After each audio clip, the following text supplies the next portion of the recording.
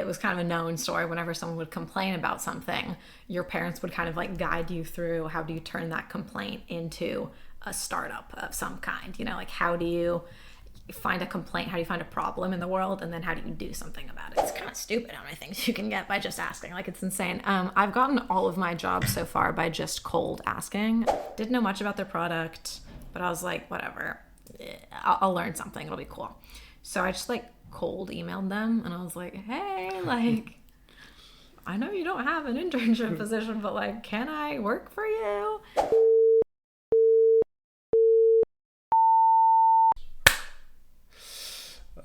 Dobar dan, dame i gospodo, dobrodošli u još jednu epizodu Ubrzzzanje podkasta, serijal koji ima za cilj da mladim ljudima predstavi šta se mogu da urade u svojim studentskim danima. Danas imamo jednu specijalnu epizodu, dolazi nam gošća iz San Francisca, tako da će epizoda biti na engleskom. Pre nego što krenemo, želim da se zahvalim partnerima ekipi Student Foundersa na svoj podršci koju su nam ukazali, pa možemo da krenemo. So today it's a special episode. We have Ina, my dear friend, joining us. Hi, thank you for having me. She will tell us a bit more how is it to study in San Francisco, and what does it mean for Gen Z to be in the startup world, both in a startup and from a VC fund. So, Ina, I'm glad to have you here. Yeah, thank you for having me. I'm really excited to be here. Thank you. So, can you introduce yourself? Happily. My name's Ina. I was born and raised in San Francisco. I'm 22. And I finished my third year of UC Berkely, where I'm studying product management. And how I do that is I have like a custom degree situation where they let you kind of pick all your own classes and like assemble it into a major, so long as you can convince the school that that should be a degree. So how that works for me is it breaks down to pretty much a third of it's in the business department, a third of it's in engineering, and the third of it is in social sciences. And when you add that all up, that kind of makes product management in the way that I assembled it.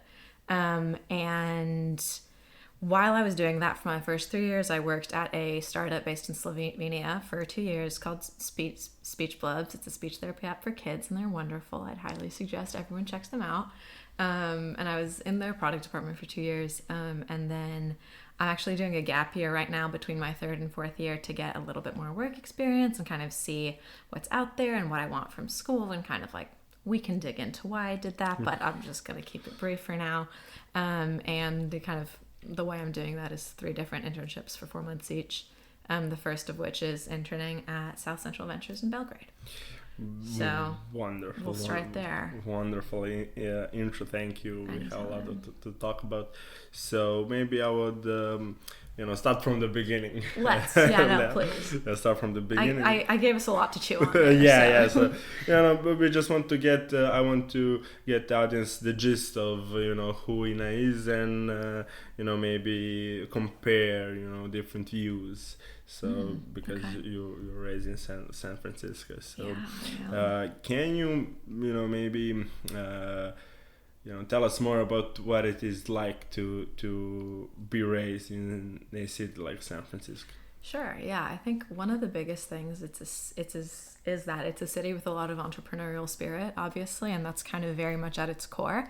Definitely in the tech sense too. So like when we were kids, like, it was kind of a known story. Whenever someone would complain about something, your parents would kind of like guide you through how do you turn that complaint into a startup of some kind. Like how do you find a complaint, how do you find a problem in the world, and then how do you do something about it? So I think that was always like a pretty important part of growing up in San Francisco, and like something that I feel like definitely has an impact on me today is it's very action driven. So like when something is wrong, you're definitely motivated to do something about it instead of just like, oh, I wish it would fix itself. They're really kind of action oriented. Yeah, absolutely. So I think that's a really big one, not necessarily as a contrast to here, but just like definitely one of the most kind of San Francisco things that kind of sets the San Francisco kids apart from the rest of the pack.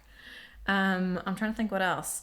It's gotten a lot of bad press recently. San Francisco. Why? Yeah, it's gotten a lot of bad press. I don't know that that's critical for the purposes of this podcast, but I just want to have it on the record.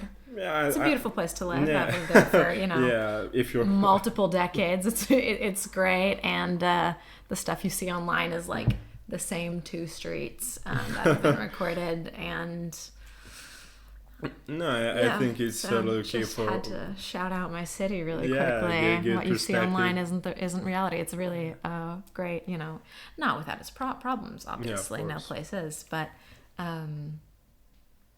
I really like the spirit. I really like the vibe, and something that was kind of special there is it's a very can-do attitude, So like even something as simple as like you go to get like a salad at a restaurant, and you're like, oh, can I switch out this and add this? They're like, yeah. Sure, of course you can. Like, why couldn't you do that? It's possible.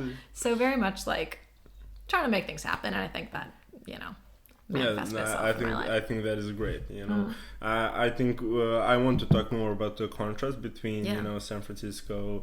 I don't know. I wanted to say Serbia because I think Belgrade is too small of a place, and I think that's what happened in Belgrade. That is what I can compare it with. So. I really like how you describe San Francisco, but for me, it's I'm wondering what was it like to be a kid in such a big city. I'm sure there's like how many other kids school, and how did that impact you, and how did it guide you to the position that you are in now?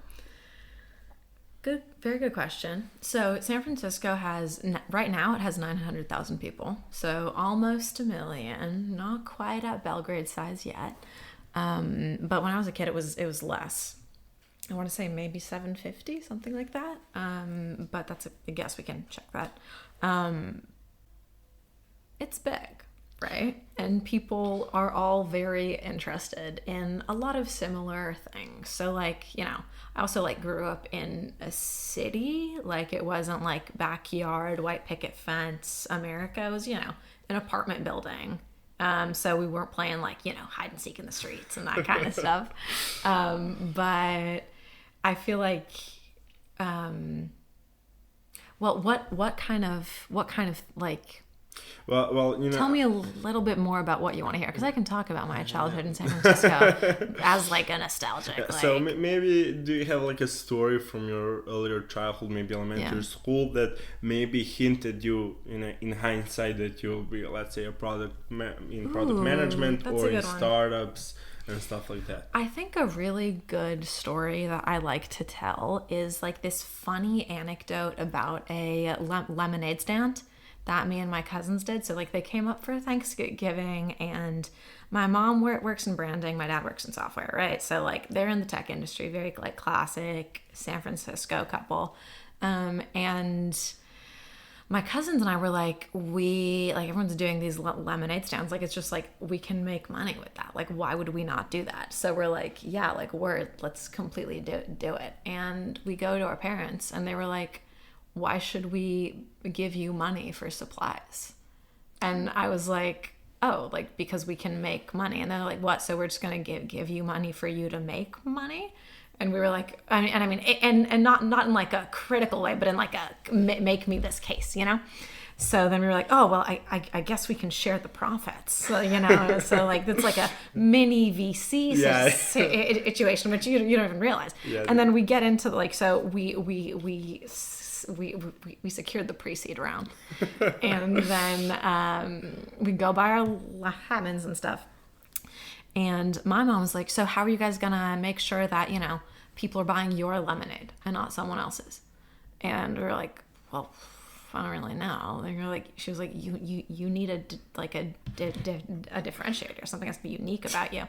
She was like, and you need something that's gonna attract these people to buy your lemonade. So then I'm gonna shorten the story here a bit, but we added organic lavender to it. So it was like lavender lemonade, and it was aligned with like the market values in San Francisco, So, I mean, and it was all like, it sounds very kind of pragmatic, right? But it was a fun exercise, where it was like, we got to spend the day with our parents, like figuring out how to have people actually come to our stand and do stuff. Product. I don't remember if we turned a profit or not, but like it was always really fun to solve those kinds of puzzles and ask those kinds of questions, from the most trivial kind of like thing up to like what I do today and what I will hopefully do in the future. No, I think it's a great story. I think it really emphasizes the learning part, you know, even if you didn't make the fun part of it too. Like it's a puzzle, you know, you're seeing you're getting an awareness of your environment and like what you can do and like, you know, how you but I exist in a think place. it also gives a nice, you know, emphasis on how guidance is important when you're dealing with, let's say, startups or entrepreneurial stuff. So, you know, it's a great story. Experience for sure. Guidance also. Like, you know, I see the experience thing and like the startup side of what I've done, and the guidance thing definitely more in the VC side. I'm just like how both are important and how both need to work together, you know. Great. I love it. So that was when, you know, what's the timeline? When did it happen? That was elementary school. Probably like third, like, you know, 9 years old, something like that. Not crazy. Yeah. Not crazy young. Still like you're cute enough to be selling lemonade to people, you know. And so, you know, elementary school ended, you know, you're getting too old to sell lemonade. Yeah, getting too old to sell lemonade. I guess high school, you know, comes around. High school comes around. Do you have any stories, you know, from that age that, you know, how did you choose where you're going to go to college? And, you know, you had to pick your own major. I did have to pick my I'm major. sure that wasn't, you know, a month-long decision. So no, that was a 2-year-long decision. That took a while. So the full story is, we're going to have to speed run this one a little bit. But the bottom line is I kind of did what I loved the whole time and figured out what that meant at the same time. So I went to a French middle school. Everything was in French, very French system, very traditional, like languages, literature, history, that kind of stuff. And then I changed schools for high school because the high school I had switched to was like better and, you know, better ranked and everything. So I was like, yeah, why not? And I got in, so why not go?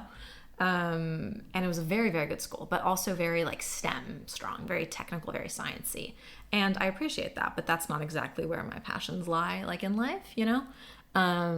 So I studied abroad in France for 6 months. I came back and then I actually did a French high school at the same time as my American high school. So I was like dual enrolled in these things.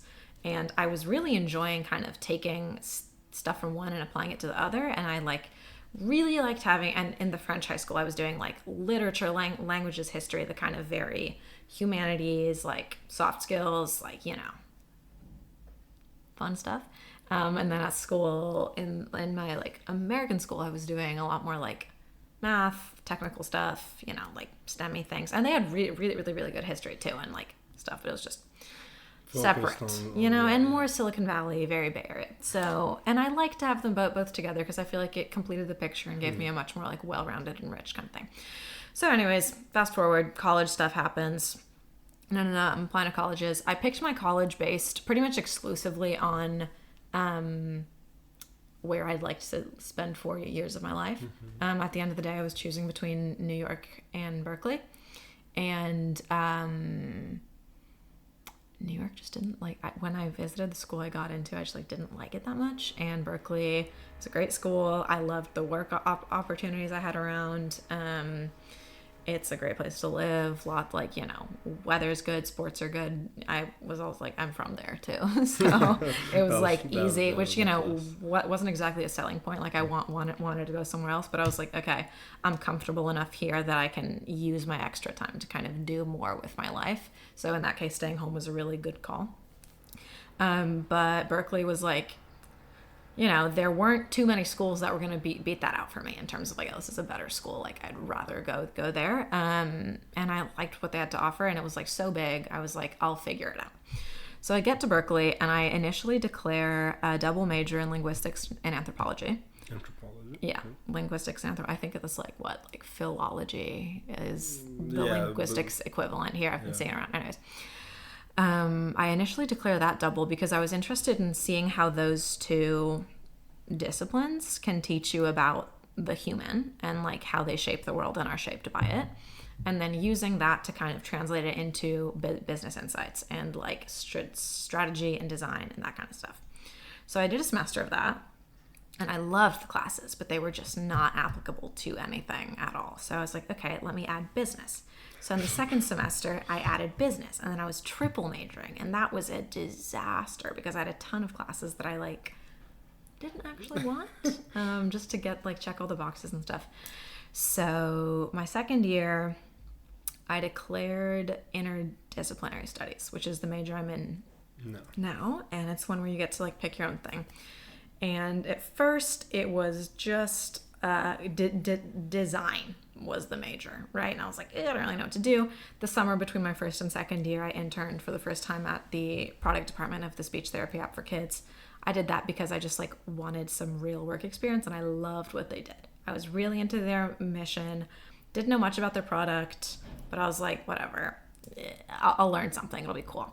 So I just like cold emailed them, and I was like, hey, like, I know you don't have an internship position, but like, can I work for you? And I got a call with the CEO. He was like interested, and he was like, word, like, what do you do? And I was like, oh, like I did these kind of classes, like this is what I'm interested in, like I just, think it's cool, I want to learn more. He was like, you should talk to our head of product. And I didn't really know what product was, but I was like, okay, like that can't be bad. And I really liked how the CPO spoke about like what they do and why they do it and the methods they use, and that was all like sounding like what had interested me in linguistics and anthro and that stuff. So yeah, I came back and I was like, okay, design for sure. And then I was like chewing on that for a year, taking more classes. Like I took a advanced interviewing class, which has been the most, maybe one of the most valuable classes I've taken at Berkely, because it just teaches you how to conduct an interview, right? And how do you come up with the questions, ask the questions, stage the interview, like, collect the data from the interview, turn that into an insight, like all this really useful stuff that you would think is intuitive, but when you're actually taught how to do it, it becomes this like totally other thing, which is just like so useful and like applicable and relevant. So yeah, and then chewed on that for another year. Kind of, I was working part-time for the company while I was at school, and I was like, no, like it's not design, like it's product. Like I really like product. So you work remote? Or... Yeah, so I was full-time in person during the summer and remote part-time during the school year, because they're based in Slovenia and I lived in Berkely at that point. So yeah. And then it became product management, and then I was like, I finished my third year and I was like, okay, this is good, but I need to kind of stress test what I have so far, since I'd come up with everything on my own. So just like making sure it was relevant, and this is me stress testing it right now. And how is the stress test going? The stress test is going pretty well. It's going pretty well. I like what I have so far, and I see the gaps that I have. So I'm making my little schemes in the back of my mind for what I'm going to take when I come back to Berkely to finish off the last year. And then hopefully be graduation ready. Yeah, I hope that we see a nice that. Degree under the belt, and hopefully a return offer also under the belt. We'll see. Yeah, I would like to maybe get a conclusion, or maybe like a little wrap up Happily. Of how to approach your career choices, because what I hear from this is that there's a lot of iterations, so it's a lot of trial and error and stuff. So do you have like any advice how to approach the trial and error stage of career? It is I think the two biggest things are exploration and iteration, and that should be done along the lines of what you are attracted to. So I think it's not, this is also my advice, like take it for whatever you think it's worth, right?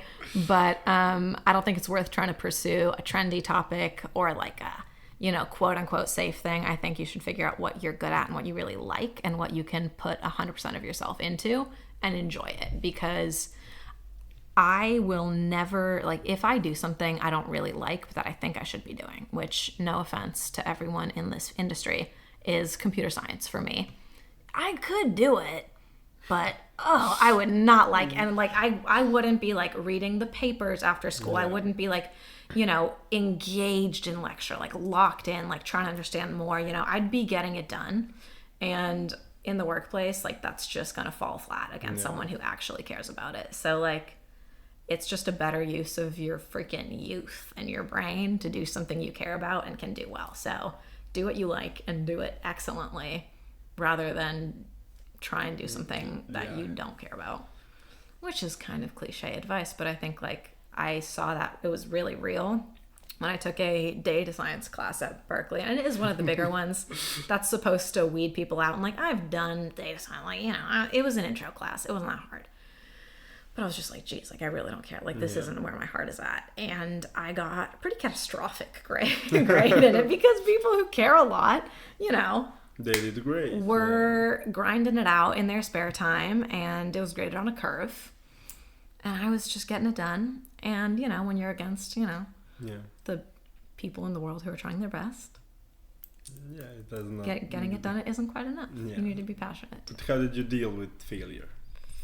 How did that affect you? You know, you took that class, you know, took a big L, took a massive, took a pretty. How did you cope? Well, I wasn't very happy about it, but I tried to turn it into a learning, which is the one I just shared. You know, which is that I'm not gonna get anything by trying to like shortcut my way into like taking the prestigious whatever. But I just need to be good at what I do, and you're good at what you do by loving it and working hard at it.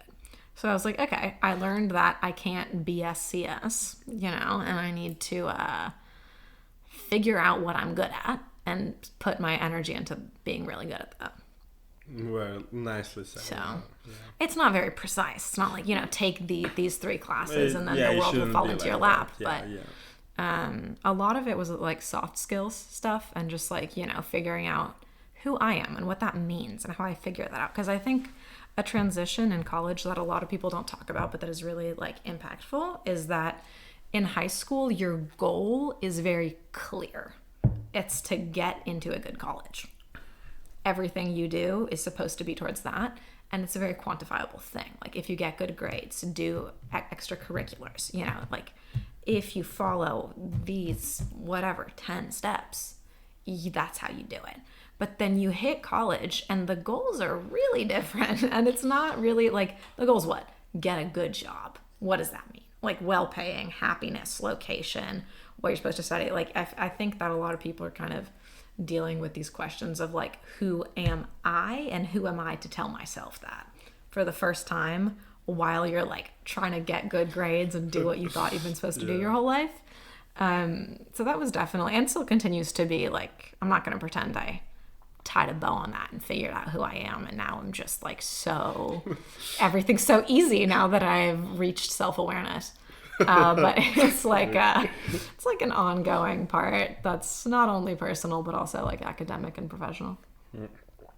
Yeah, I love how this turned into a psychology talk. You know? It does, is the thing, though. You know, I feel like you can't talk about what you want to do without talking about who you are, and you can't talk about who you are without thinking about who you are. No, I totally agree. It's, unfortunately, for all the psychology haters, we didn't have to go there. We did have to go there. Maybe in another episode. Yeah, exactly. We'll do a spin-off one. Yeah. I would love to. Where we just psychoanalyze each other for the whole episode. That would be great. Yeah. I think everyone would love that. Tune in. Coming up next, exactly. So this was mostly about career advice. I would like to, you know, you said you cold emailed, you know, the startup. I did cold email. So I would, you know, can you walk us through, you know, how did that look like? You know, I think that a lot of people underestimate the power of just asking, you know, reaching out for it. That's true. So, can we get your 2 cents on, you know, reaching out for I'll it? give you my asking. 4 cents on that. Yeah, goodness, even. Yes. Like, and that's just because you're a friend. The 4 cents on it is that it's kind of stupid how many things you can get by just asking. Like, it's insane. I've gotten all of my jobs so far by just cold asking. 0% success rate so far with getting, like, you know, cold applying to jobs, and I've applied to, you know, a lot of stuff. But the success rate for the cold outreach for startups, I'm not saying email Jeff Bezos and you're gonna get an internship at Amazon. I mean, try it. I don't know. I have nothing to lose. What I can tell you is you're not gonna get it, in my experience, by applying through the never mind. I'm still applying. I can't say that yet. It's okay. No, in the startup world especially, like, the teams are small and they're very responsive and they're very interested in what you have to kind of say. So if there's a small company that you're interested in or just like think is doing something cool, right? Reach out, be like, hey, I loaded your app. I played around. I like it. I'm doing this.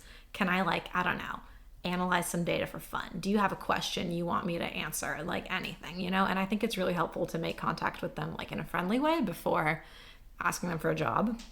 But like, I'll answer your question specifically, then I'll tell the story I was about to tell. How I did the first one. They're a speech therapy app for kids based in Slovenia. So I felt like that, you know, kind of resonated with me because I, you know, have a stutter, speech impediment my whole life, lots of speech therapy. I love what speech therapists do, love the grind, love the hustle, love the democratizing of speech therapy mission. And their website's really cute and well done. So websites are super important. And yeah, I just liked the company. I don't even remember how I found them anymore. I was just kind of like aware of them in the back of my mind. And then I was like, I need a job. Want a job. So I found the CEO and found his email online. Founders' emails are like everywhere, you know. And I sent him an email. I was like, hey, like, I'm a Berkely student. I'm studying this and this. And it's actually a funny story. When I sent my resume, it was like my first resume draft. So I had written like, I was originally class of 2024, starting in 2020. So I was like 2020 dash. And I applied for the job, whatever. And he was like, oh, let's talk and whatever. So, I mean, applied for the job. I sent him an email saying like, hey, this is me. This is why I'm interested in you. Like, can I like talk to you about like working with you guys? Like, do you need a hand? And he was like, oh, like, word, let's see it. And we figured out after I got the job and showed up to the office, he was like, so like, what did you do? And I was like, well, his past year, like, no. He was like, how about the rest of the years? And I was like, oh, I only finished my first year. And he was like, I thought you graduated in 2020. Because he read the 2020 dash as like, I graduated, not I started. So he was like, well, I was impressed and you're here. So like, let's make the most of it, you know? And I think the takeaway from that is like, age is less important. It's more skill set and kind of how you present yourself and the experience you bring to the table. So definitely like, I mean, I wouldn't maybe lead with your age, even though I opened up my intro with my age. But I feel like we're among friends here. Yeah. I can do that. It's a safe space. Just so everyone knows, you know? But yeah, so that was how I did that. It's as stupid as it sounds, really, like as simple as it sounds. And I think I also send a lot of emails for school. A lot of emails. The DIY major is heavy on emailing people to beg for things. So the more emails you send, the less scary they get and the more you figure it out. And like these adults are just people. I think that like a lot of people, especially like younger people like our age, get in their heads about like, I need to be polite and super respectful of their time. But it's like, yeah, you do, but like, don't trip yourself up over it. Like, respected senior elder, like, I'm so sorry for taking us, like, you know, you don't need to do all that. You can pretend you're just like writing to like your older cousin. Like, you're not gonna like self-flagellate to the extremes to send an email. So, you know, that. But also like I got another job that we don't need to go into why it didn't work out for various reasons. It's not very important. Long story short, I got the job when the company had an issue and I couldn't actually do it, but got the job. And I was doing kind of like a startup class at school where you had to come up with a startup and like product manage it for a semester with your team. We came up with this app idea that I really liked and that I actually believed in and thought like had a future. And I got an Instagram ad for a company that did the exact same thing. So I found them on LinkedIn and I LinkedIn DM'd their CEO and I was like, I am a student at UC Berkeley studying product management.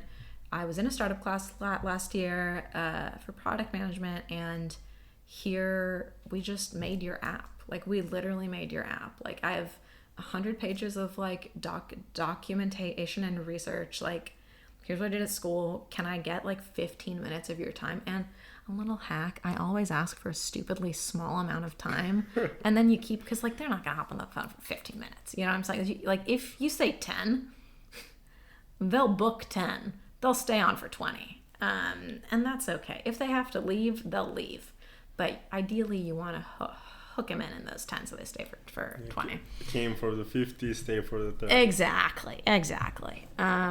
So, yeah, and then I just like presented this and I was like, this is what we did with like no budget, couple weeks, like while doing 4 other classes at once, like, and I'm clearly really interested in this. Like, and what if yeah, and I was like, if you have any feature ideas, like, feel free to implement them. I'll send you, like, I don't think this is groundbreaking stuff for you, but like, I would love to, if you guys have any openings, I'd be really interested in joining your team. Clearly, you don't need to onboard me too much. I've done some background research, so I think like that's an example of like leveraging your school experience really concretely, is if you can show them like, look at these projects I've done, look at this like freaking homework I did that's like good, and what you do for your job. Yeah, you're showing through your own projects that you have the skill set and that you can provide the value as an individual. Yeah, because it's not quite enough to be like, oh, I finished this degree, I'm doing this degree. Like, those are words, but they don't mean too much when you translate it into like, what's a founder who hasn't, been in school in like 15 years gonna be like, okay, so you did econ. Nice. So did what can you do? Yeah, exactly. Like I don't know what to do with that. Like, concrete examples are helpful. So I would like to touch upon what did the international startup, accessibility, let's say career, how did that influence you like a person? What were some skills, that interpersonal soft skills, how did that impact you? Because I guess you got an internship, you over the summer you went to Slovenia, so how did that impact you as a person? What was Ina before Blub, and what was who was Ina after it? I think that working a kind of like real job, doing things that aren't school, was really good for my directionality and self-confidence. So I think at school, people are always like thinking about work, talking about work, but no one's actually doing it. So it's kind of like pent up like anticipation of like, oh, are we good enough? That's kind of like pretty easy to fall into. And then obviously like you start to doubt yourself and your decisions, if you're doing enough, if you like, are enough. No.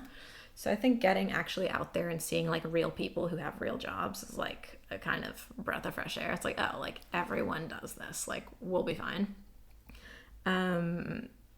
And I was just like kind of spending, like at school, most of my communication is with like other women in their early 20s. That's like my friend group, But then these internship experiences are like, the average person I communicate with every day is like a 35-year-old Balkan man, So slight difference in terms of demographic, but, It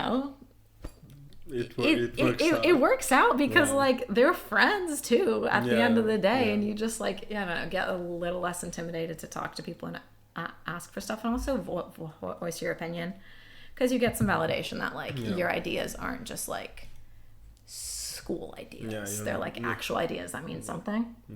You're not delusional. Not always, but sometimes, Yeah, but you also get feedback, You also get feedback, even if it's a bad idea, they tell you why, and you learn. Yeah.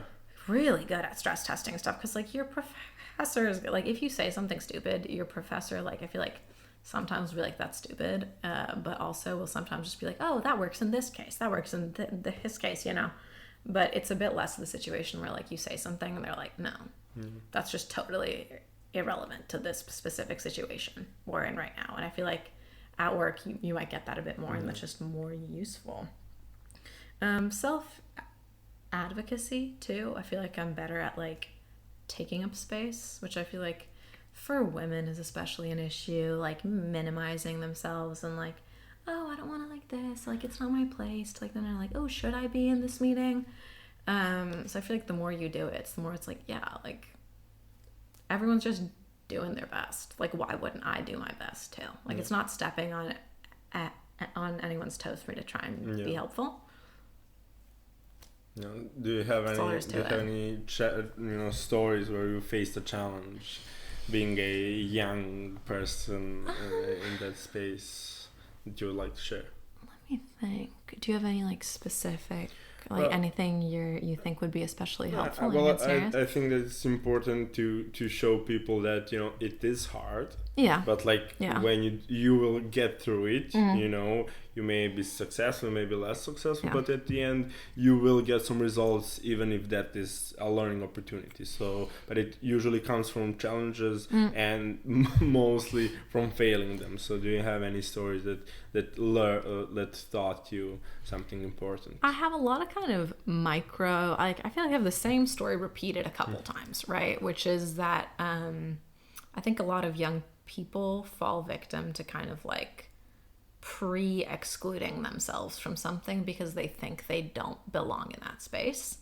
If that's like working a full-time job or like at like a tech company or an internship or being, in a certain room at a certain time applying for a certain thing, if they don't fit 100% of the qualifications, I think that there's a certain degree of pre-selection that people do that is really harmful, just in terms of like pre-selection of themselves. Pre-selection of themselves. Where they're like, oh, I'm not ready. They're not going to take me, If they're not going to take you, they're not going to take you. But they're definitely not going to take you if you don't apply. That's like 100% chance. Yeah. And, I don't say that to kind of talk down on people who do that, because I do that all the time. Where it's like, sometimes at work, there'll be a meeting that looks like kind of like all these like serious people are there. And I was like, oh, like maybe I shouldn't be there because I'm like just an intern. Yeah. But then, like, one of my coworkers will be like, dude, what are you doing? Like, I hop on in here. I have this quote from J.R. Smith. You miss 100% of the shots you don't take. I think those are words that everybody, can live by. Another big learning is that you're only as awkward as you feel or as you let yourself be. So, like, there's been a lot of, like, networking events or stuff where it's like, I literally don't know anyone and everyone knows each other. And, like, I'm not from Belgrade. And a lot of people who work there, if they're not from Belgrade, they're from Serbia, So they have, like, references and schools and have met each other. And I was kind of dropping in there out of the sky. And I was like, God, this is not fun. Like, this is a growing pain, So I would just kind of like sit there and smile, which made me feel like a psychopath. But like, you kind of go up to people and you're like, hey, like, why are you here? And like kind of repeatedly screaming into my own brain that like everyone feels as awkward as you feel, like just smile and wave, boys. Is shockingly got me pretty far. That's how I met you, which I consider to be a success. So you tell me how awkward I seemed. No, it was actually a great meeting opportunity. Quick but I proof think for the crowd that works. What? Just some quick proof for the crowd that works. Yeah. So, but I mean, truth be told, I think both of us came earlier to the event. I think you were with Milos. I was there earlier. And I came with my colleagues from DSI, and they knew each other. Yeah, and they then did. It was the two of us, like, okay, hi. A little bit of a demographic similarity as well. Yeah, but I think the shoes. The shoes were big. The shoes were big. We had the same model shoe in a different colorway. That was which the Jordan 2 retro lows. Yeah. So that's also a pretty unique shoe. I can't lie. That was pretty cool. So I'm not saying you can only be friends with people with Jordan 2 retro lows, although I would recommend it. They tend to be people with great taste. Speaking from experience. But any kind of similar, like, not to make what we have sound cheap, but I do go around at events and I'm like, oh my God, I love your something. I love your something. And it's just a nice little grabbing point for conversation, or like, oh, I saw you talk, I really liked your slide. Just like come up with any stupid thing to just reference and as an excuse to start a conversation. my gut instinct is to do it for clothes because I have something to say about that. I think that is great advice. Just find any touch point. You know, make it up. Maybe I didn't like your shoes. Who knows? You know, maybe you don't have shoes. Maybe you don't have. You don't even need to have shoes to have something in common. Yeah. No, I totally just don't agree. let the lie go too far. But I mean, I say I don't just pick something that stands out. Yeah. Nice. Thanks. Yeah. So you currently are a business analyst, or just an analyst? Visiting analyst. Visiting analyst at South Central Ventures. It is a venture capital fund. It is. So can you explain to the public what is a VC fund and what do you do in it? And yes, then we'll talk more about it. Yes, I can. So VC is a big thing. I recommend that for a complete overview of VC, you Google it and read a couple of sources. But I can tell you specifically about South Central Ventures and what it does. So at its kind of crux, what the fund's about is it gives startups who are like at a certain stage at like, seed, Series A, not exactly pre-seed. So like, maybe it's the second time they get money. If the first is like a grant or like a small investment, we're the next kind of big chunk. Usually investing between $500,000 and $1.5 million, which should last them between 1 and 2 years. The kind of point of VC money, like why you get an investment as a company, is to accelerate your growth at a rapid pace, right? Because what VC is about is like they're trying to get 10 times their money out of the company. So they want to use the resources they have, which are both fiscal and like social experience they have. These are well-connected, intelligent, experienced folks to help your company grow as fast as it can. And sometimes you just need money for that. You can't bootstrap 10x growth all the time. So you just need money, and that's where we come in. So that's a brief overview. Also, the focus, like most funds, have a focus. Ours is B2B, so business to business sales, SaaS, software as a service. That's, it's not hard and fast, but it's what we have the most, experience in and where we can be the most useful to our founders, right? Like we don't know anything about hardware. Probably not going to invest in that because we can't help provide value there.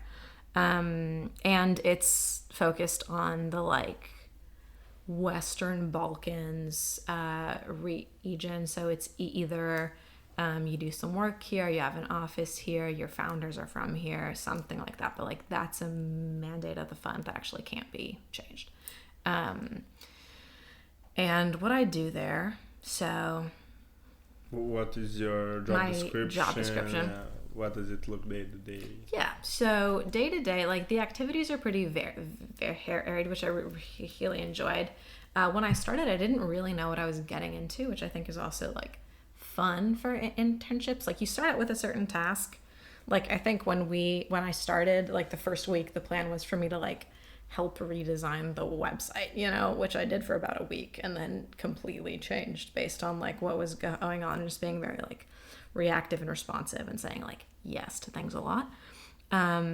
So mainly what I do is learn more about VC, which is either through like observing what happens at the fund, taking online classes, reading stuff. And then I also like follow my coworker who's an associate around quite a bit, and we go to startup events, pitching events, demo days where we get to meet founders, talk to them, hear pitches, and kind of like evaluate if companies would be right for investment, or just like talking to partners, right? So mainly it's learning a lot, right, about the company, what they do, how they work, how they grow, and then the job is to kind of figure out if you think that could become a very successful business with some of investment. Typically, you're not going to a company and convincing them to raise money, but they're in a phase where they've identified they need venture capital and are like seeking it. In which case sometimes they come to you. We just get like inbound stuff where they'll send a pitch deck in, and we get to read through it and be like, oh, we should call, or like, oh, we shouldn't call. We typically always call, just because like a deck can tell you a lot, but it can only tell you so much. And at that stage, also like the founders and the team are very, very, very important. Definitely more so than like the product itself, because at that kind of stage, it will change.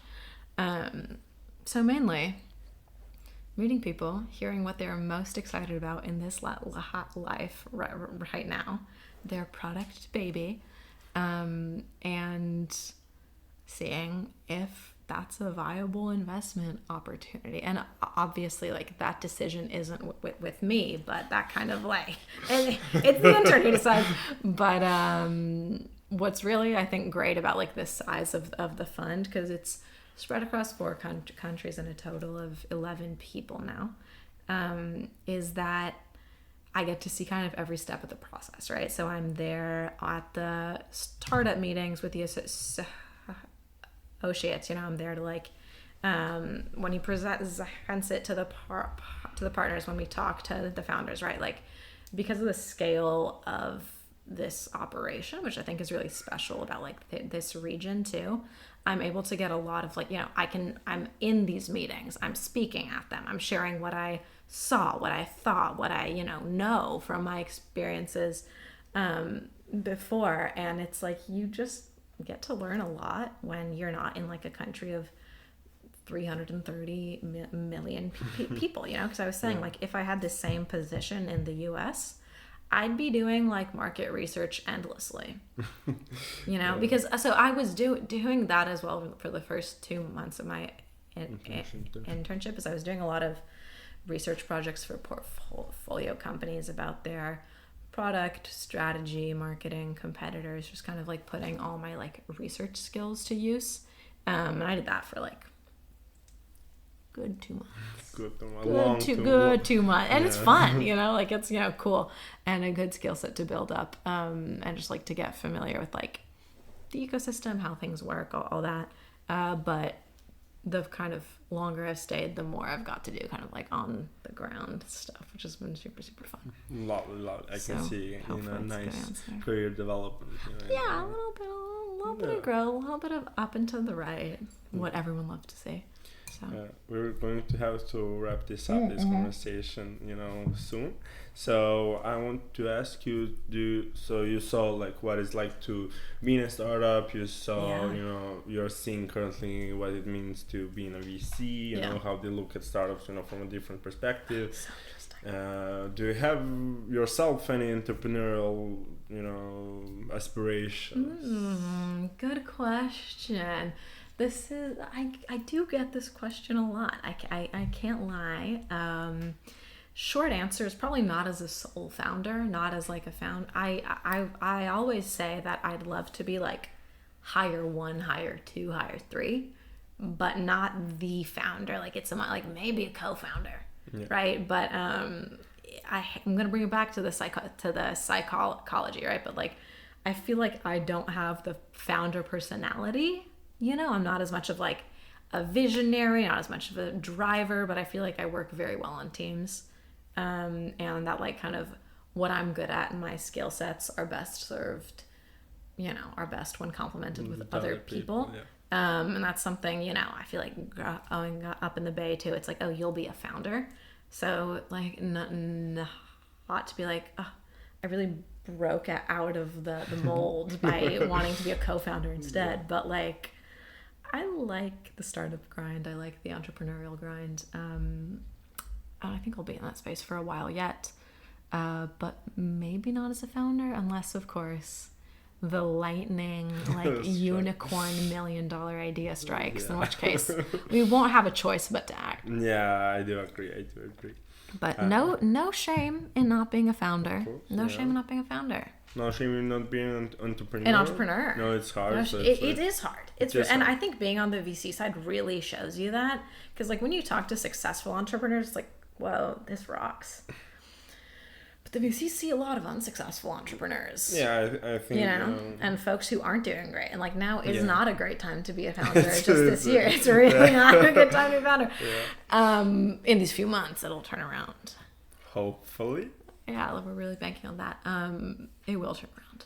Yeah, I think, we both know people that work like 13 hours a day for their, startup. And and they believe in it and they're doing everything right. And I mean, But it's not for everybody, It's not for everybody. And some companies aren't venture cases, right? Yeah, so some companies are great, like lifestyle companies, but they're not gonna, 100x, 2x, 5x, 10x, 100x. Like that's not happening. Yeah. And that's fine. Like, not every company needs to be a venture company. Yeah. So, I mean, it kind of like in a silly way boils back to my original point. Just like, do what you love and do it as best you can. Don't try and do.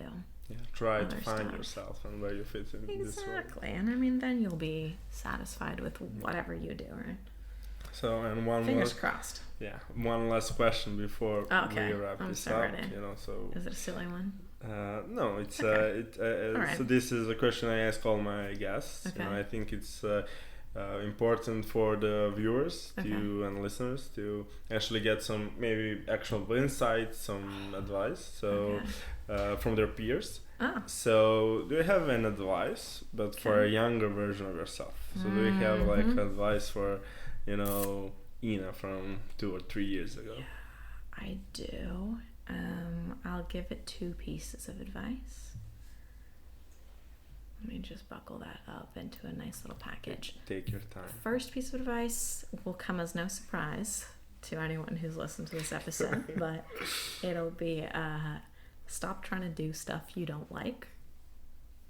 That's not to say don't do hard things. Definitely do hard things. But know why you're doing them and find passion for them, that would be one, because I don't think you can pure grind, no passion. You need to grind and passion. So that's one. Number 2 is learn how to be patient. I think I'm a very impatient, I'm not very, very impatient, but I kind of want my career now. It's like, I'm ready. Like, I want to get my foot in the door. I want to be there. So I think taking stock of like where you should be and where it makes sense to be, and kind of like being graceful with yourself and patient is really good and kind of helps beat the like career anxiety a bit. A concrete thing I do is I look up someone with like a cool LinkedIn, someone who's doing like good. And I scroll through and look from their first job and be like, okay, here's how old they were when they had this job. At some point, their resume only looked like this. And then you scroll up and, the next one would be like, okay, they were like, 23 years old and they only had these 2 random jobs. And I'm like, okay, they were 26 and they had one that was kind of cool, but like, I wouldn't apply for that one right now, like whatever. And more often than not, a lot of these people only start doing cool stuff when they're like 35. Not all of them, but it's like, you haven't missed the ship if you're not working at like a big tech company or a founder by age 19, like there's still ways to go. And I think that like being at the end of your academic career, you kind of forget that you haven't really started your professional career, and that those 2 things aren't the same. So be patient, do what you love, work hard at it. It sounds so easy, doesn't it? Just do that. Yeah. But just be patient. Just be patient and work hard and everything will fall. Yeah, I don't know. Maybe that's bad advice, but that's what I'm telling myself these days. We can record another episode in 12 months and see how that's panned out for me. Yeah, sure. I'll just be like, scratch all that. Do econ. Do econ. Yeah. Anyways. So I think that's it. That's it for me. Thank you so much for having me. It was great to talk. It was super fun. I had a great time. I'm glad you liked it. And I hope that we get a chance to do this again. Yeah, me too. So that was it. Thanks everybody for tuning in. And if you want to support what we do here, leave a like, share, and subscribe. Follow me on LinkedIn. can follow me on LinkedIn too. Yeah, honestly. we will leave it somewhere so they can follow you. Better not leave my note. Yeah, that would be it. So, signing out.